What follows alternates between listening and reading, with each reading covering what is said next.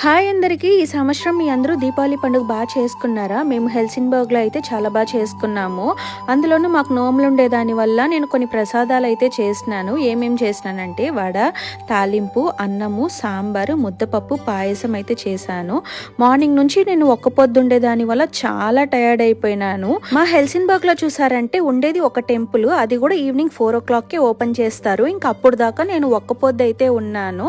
ఇంకా గుడికి వెళ్ళిన తర్వాత నేను చేసిన నిప్పట్లు, నోముల దారము, పసుపు కొమ్ములంతా దేవుడి ముందర పెట్టి అయితే మొక్కి అక్కడే మా నోముల దారం అయితే కట్టుకొని ఇంకా ఇంటికైతే వెళ్తున్నాము.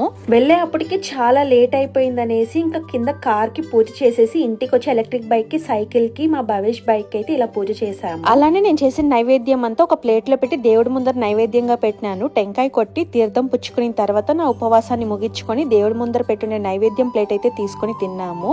మళ్ళా నేను కొన్ని దీపాలు అయితే వెలిగించుకొని ఇలాగా మా ఇంట్లో డెకరేషన్ చేసుకొని అక్కడక్కడ దీపాలు వెలిగించాము. అలానే ఈ దీపావళి లాంగ్ వీడియో అయితే కింద డిస్క్రిప్షన్ లో ఇస్తాను. ఇలాంటి వీడియోస్ కోసం things in Sweden Telugu channel ని సబ్స్క్రైబ్ చేసుకోండి. వీడియో నచ్చితే లైక్ చేయండి, షేర్ చేయండి, కామెంట్ చేయండి. Thanks for watching. By by.